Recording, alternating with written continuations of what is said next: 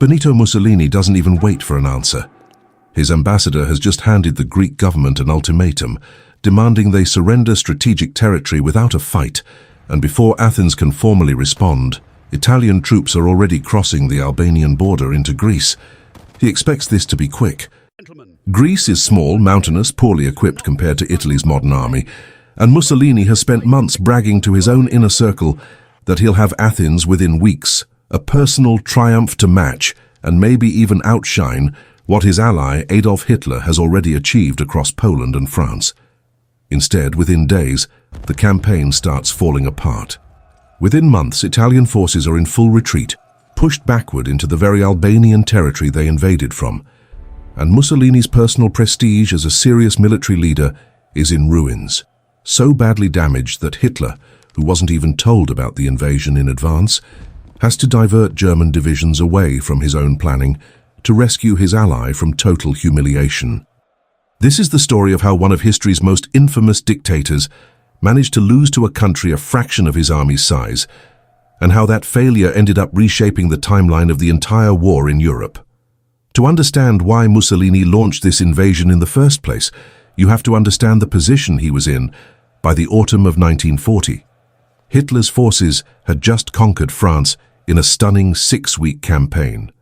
The Blitzkrieg had become the defining symbol of Axis military power, and Mussolini, who styled himself as Hitler's senior partner in fascism, the original fascist technically, since Mussolini had been in power since 1922, years before Hitler, was watching his junior ally rack up one lightning victory after another, while Italy's own military campaigns limped along far less impressively. Mussolini's ego couldn't tolerate the imbalance. Ciano's own diary, which survived the war and became one of the most cited primary sources for understanding the inner workings of the fascist regime, records Mussolini venting his frustration directly, that Hitler kept presenting him with completed conquests, the occupation of Denmark and Norway, the fall of the Low Countries, the collapse of France, without any advance warning at all, treating Italy as a junior partner to be informed after the fact rather than consulted beforehand. According to Ciano's account, Mussolini specifically said he intended to pay Hitler back in his own coin by launching his own surprise conquest, and that the world would learn about it only once Italian troops were already across the border. Greece looked on paper like an easy target to prove the point. A small nation already bordered by Italian-controlled Albania on one side, with a military Italian intelligence assessed as weak, poorly equipped, and unlikely to mount serious resistance against a modern European army.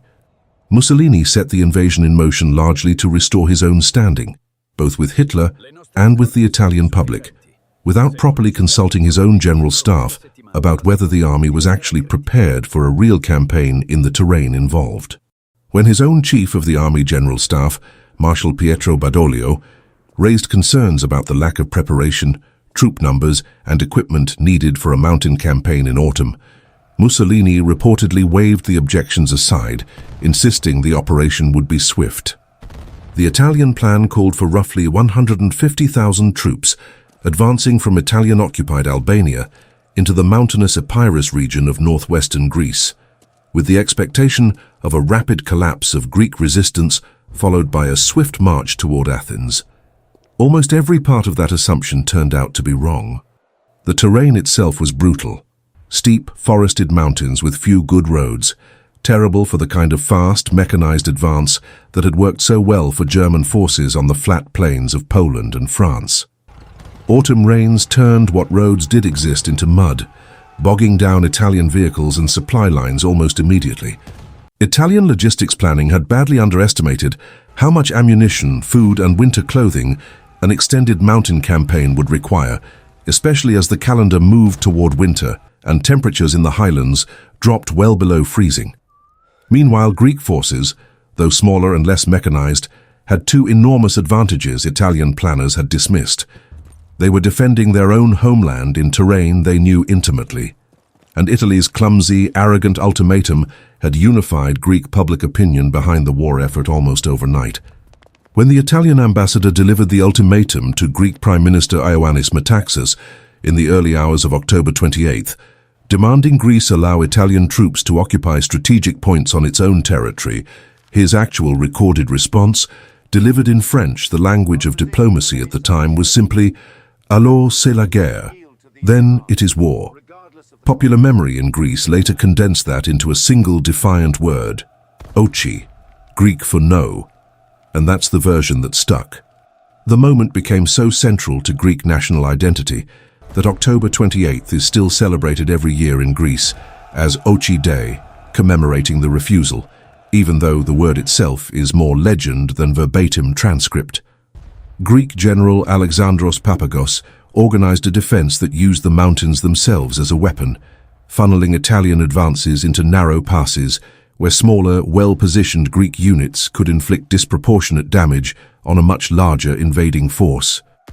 Along the Pindus mountain range, Greek units repeatedly outmaneuvered Italian formations that struggled to move heavy equipment and artillery through terrain their own planners had barely accounted for.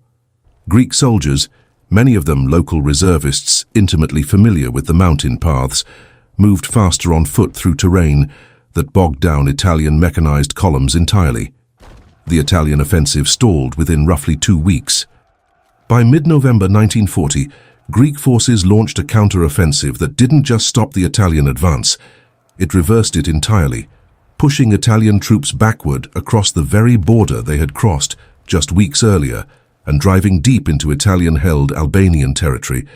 By December, Greek forces had occupied a significant portion of southern Albania, capturing towns and equipment and taking thousands of Italian prisoners in the process. Mussolini attempted to salvage the situation with a major counterattack in March 1941, personally traveling to the front to oversee it and boost morale, reportedly hoping his presence alone would inspire the breakthrough his generals hadn't managed. The March offensive failed as badly as the original invasion had, gaining almost no ground despite heavy casualties on both sides. By the time Mussolini returned to Rome, it was clear to everyone paying attention, allies and enemies alike, that fascist Italy's army, the force Mussolini had spent nearly 2 decades building up as proof of fascism's supposed martial superiority, had been fought to a standstill by a country roughly 1/10 its population. Here's the detail that makes this story especially embarrassing for Mussolini specifically.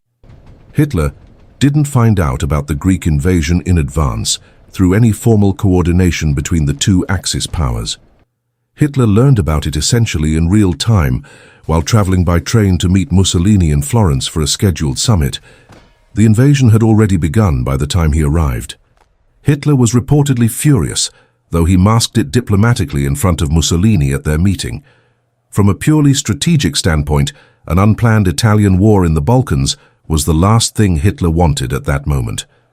He was already deep into planning Operation Barbarossa, the massive invasion of the Soviet Union, scheduled for the following year, and the Balkans were a region he badly needed to remain stable and neutral, or at least not actively hostile, in the run-up to that operation. A humiliating, dragged-out Italian failure in Greece risked destabilizing the entire region, encouraging British intervention on Greek soil and potentially threatening the southern flank of the Barbarossa plan before German troops had even crossed into Soviet territory. Mussolini's disaster didn't just embarrass Italy, it actively opened the door for British involvement in the region. In response to Greek requests for support, and eager for any foothold to strike back at the Axis in the Mediterranean theatre, Britain deployed Royal Air Force squadrons and eventually ground troops to Greece in early 1941, along with naval support in the surrounding waters. British forces also inflicted a separate devastating blow on Italy's Mediterranean naval ambitions during this same period, further eroding Italy's regional military standing and giving the Allies a real, if modest, presence on the European mainland at a moment when much of the continent had already fallen to the Axis. Britain had already dealt Italy a separate, humiliating blow a few weeks before the Greek campaign even collapsed, when Royal Navy carrier-based aircraft launched a night raid against the Italian fleet at anchor in the harbour of Taranto in November 1940, sinking or crippling several Italian battleships in a single strike using little more than a few dozen aging biplane torpedo bombers. That raid, later studied closely by the Japanese Navy in planning their own attack on Pearl Harbor, roughly a year afterward, further crippled Italy's ability to contest the Mediterranean and made the idea of British forces safely reinforcing Greece by sea considerably more realistic. For Hitler, British boots on Greek soil transformed what had been an embarrassing but contained Italian blunder into a genuine strategic threat. A British-supported Greece could serve as a base for bombing raids against the Romanian oil fields at Ploiesti, which supplied a huge share of the fuel Germany's entire war machine, including the coming invasion of the Soviet Union, depended on. That single strategic vulnerability turned rescuing Mussolini from his own mistake into a matter of direct German self-interest, not just an act of loyalty between allies. Subscribe now if you haven't already. Honestly, this is exactly the point in the story where things stop being embarrassing for Mussolini and start getting genuinely consequential for the whole war. On April 6, 1941, German forces launched a full-scale invasion of both Greece and Yugoslavia simultaneously, a campaign that would come to be known as the Balkans campaign. Unlike the Italian effort, the German invasion was executed with the same speed and coordination that had characterized Hitler's earlier victories. German troops entered Salonika within days and reached Athens by April 27th, less than 3 weeks after the campaign began. Greek and British Commonwealth forces fought a determined defense, including a notable delaying action at Thermopylae, the same narrow pass where Spartan forces had made their legendary last stand against the Persians roughly 24 centuries earlier, but were ultimately overwhelmed by superior German air power, armor, and coordination. The campaign concluded with the Battle of Crete in late May 1941, an assault codenamed Operation Mercury that stands as the first major airborne invasion in military history, with thousands of German paratroopers dropping directly onto the island to seize its airfields. The operation succeeded, but at a staggering cost. German casualties among the paratrooper divisions were so severe, with entire units decimated in the first hours of the drop as they landed in the open under sustained fire from New Zealand, Australian, British and Greek defenders, that Hitler reportedly told General Kurt Student, the architect of the airborne assault, that the day of the paratrooper was over. Large-scale German airborne operations were effectively shelved for the rest of the war after Crete, a direct consequence of just how costly this new form of warfare had proven, even in a battle Germany technically won. The human toll of the campaign extended all the way to the top of the Greek state.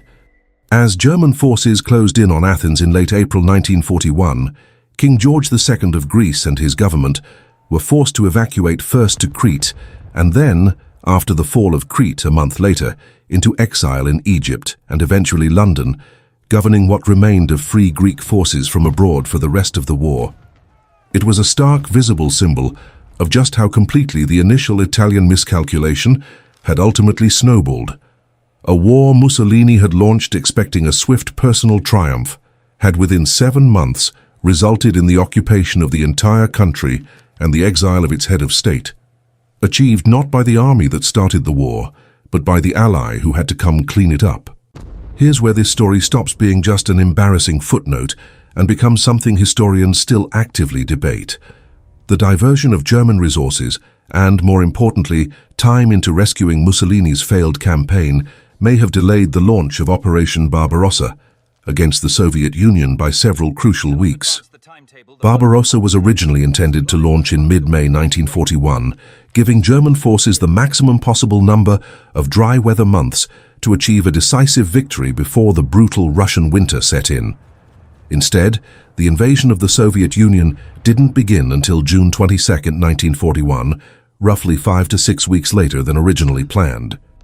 Historians continue to debate exactly how much of that delay is directly attributable to the Balkans campaign versus other logistical and weather-related factors that were already pushing the timeline back, regardless.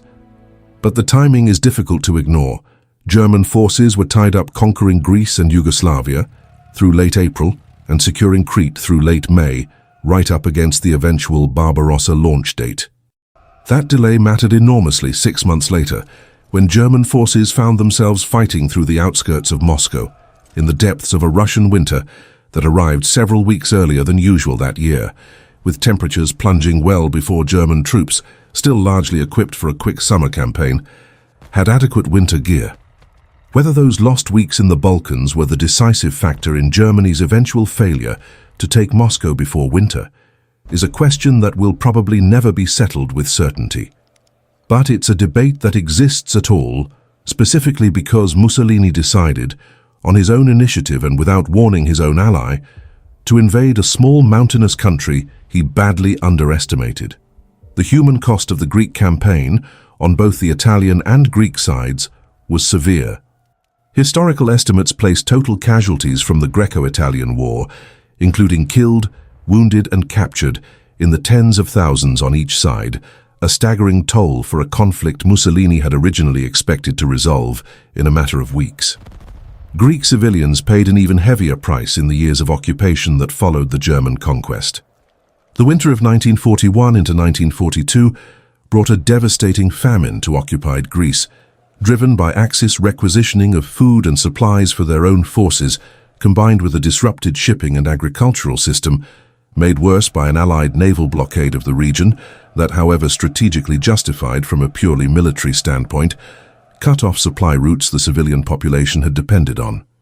Historical estimates of deaths from that famine alone run into the tens of thousands, concentrated heavily in urban centers like Athens, where residents reportedly resorted to eating scraps, stray animals, and anything else they could find as food supplies collapsed. It stands as one of the more overlooked humanitarian catastrophes of the entire war, a direct downstream consequence of a military campaign Mussolini had launched, expecting a quick, glorious personal victory. For Mussolini personally, the political cost was just as steep, even if it took longer to fully materialize. The Greek disaster confirmed, in the eyes of both his own generals and Hitler's inner circle, that Italy's military could not be relied upon to conduct major independent operations without German support and correction. That reputation would follow Italian forces through the rest of the war, contributing to the broader collapse of Mussolini's own political standing that would eventually see him deposed by his own government in 1943. The Greek disaster wasn't the single event that ended Mussolini's rule, but historians consistently point to it as the moment the mask started to slip in the eyes of his own inner circle. The war would drag on for Italy through disastrous campaigns in North Africa, the loss of its colonial territories, and eventually the Allied invasion of Sicily itself in 1943. But the pattern set in Greece, grand ambitions announced without adequate planning, followed by German forces having to intervene to prevent total collapse, repeated itself again and again over the following 3 years. By July 1943, with Allied troops on Italian soil and the war going catastrophically for the Axis, Mussolini's own Grand Council of Fascism, the very body that had helped keep him in power for 2 decades, voted to strip him of military command and hand authority back to King Victor Emmanuel III. Mussolini was arrested the following day. He was later rescued in a daring German glider commando raid on the mountain hotel where he was being held, an operation personally ordered by Hitler, and installed as the puppet leader of a rump fascist state in northern Italy for the war's final 2 years, entirely dependent on German military support to survive, a strange diminished mirror of the position he'd tried to escape back in 1940 when he launched the Greek invasion specifically to prove he didn't need Hitler's help. At its core, this is a story about the gap between ambition and preparation. It's also a reminder of how tightly interconnected the different fronts of the Second World War really were, in ways that rarely make it into simplified retellings. A dictator's wounded pride in the autumn of 1940 helped push back the launch of the largest land invasion in human history by several weeks, and those weeks may well have been the difference between German troops taking Moscow before winter and getting stopped just short of it. Wars are rarely decided by any single cause, but Greece is one of the clearer examples in the historical record of just how far a single leader's need to prove himself can ripple outward into decisions made thousands of miles away, months later, by people who never wanted to be dealing with the consequences in the first place. Mussolini wanted a quick, decisive victory to match Hitler's, and he ordered his army into a mountain war against a smaller but determined and well-led defending force, without properly consulting his own logistics planners about whether that victory was actually achievable in the terrain and season involved. The result wasn't just a military defeat. It was a strategic chain reaction that pulled his most powerful ally into a rescue operation at possibly the worst possible moment for that ally's own long-term plans. There's one more character in this story we haven't fully talked about yet. The doctor who spent nearly a decade personally injecting Adolf Hitler with methamphetamine and calling it medicine right through every major decision of the war that followed. That's next on this channel. Subscribe so it shows up when it drops. Before you go, though, how differently do you think the Eastern Front plays out without those lost weeks in the Balkans? It's one of the more genuinely unresolved debates in World War II history, so drop your take below.